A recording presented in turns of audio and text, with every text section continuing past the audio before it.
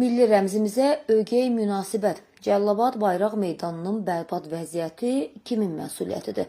Hər bir dövlətin varlığı, müstəqilliyi və qüruru onun milli rəmzləri, xüsusən də uca dalğalanan üç rəngli bayrağı ilə ölçülür. Təəssüf ki, bəzən bu müqəddəs dəyərlərə göstərilməli olan diqqət və qayğı yerli icra strukturları tərəfindən arxa plana keçirilir. Bunun ən bariz və ağrılı nümunələrindən birini bugün Cəlilabad rayonundakı bayraq meydanında müşahidə edirik.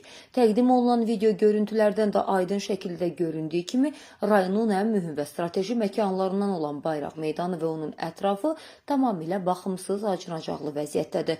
Meydanın ətrafındakı kafel və tamet daşları sökülüb, divarlar uçulub, dağılıb. Ərazi sanki xarabalığı xatırladır. Bizim milli qürur rəmzimiz olan bir məkanın bu cür vizual mənzərəyə sahib olması hər bir vətəndaşı dərindən kədərləndirir. İldə bir dəfə xatırlanan rəmzimiz. Hər il sentyabrın 27-sində Anım günündə Cəlilabad rayon icra hakimiyyətinin rəhbərliyi və rayon ictimaiyyəti məhz bu icra binasından bayraq meydanına doğru rəsmi yürüyüş təşkil edir. Şəhidlərimizin əziz xatirəsinin yad edildiyi, dövlətçilik ruhunun nümayiş olunduğu bu yürüyüşün son nöqtəsi olan meydanın bugünkü durumu rəsmi tədbirlərdəki çıxışlarla tamamilə ziddiyyət təşkil edir.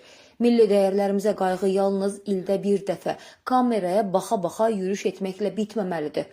Büdcə vəsaitləri hara xərclənir? Dövlət tərəfindən hər il rayonların abadlaşdırılması, infrastrukturun yenilənməsi və bu qəbildən olan mədəni tarixi məkanların qorunması üçün dövlət büdcəsindən milyonlarla manat vəsait ayrılır. Sual olunur, Cəlilabad rayon icra hakimiyyəti bu qədər böyük diqqət və maliyyə fonunda rayonun mərkəzində ucalan bayraq meydanını niyə bu qədər baxımsız buraxıb? Bu laqeydliyin səbəbi nədir?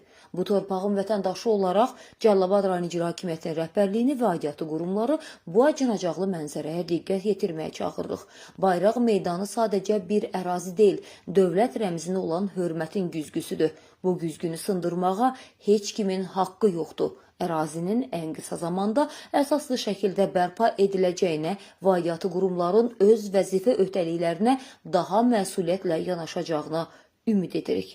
Səsləndirilən iddialarla bağlı qarşı tərəfində mövqeyi olarsa, həmişə olduğu kimi işıqlandırmağa hazırıq.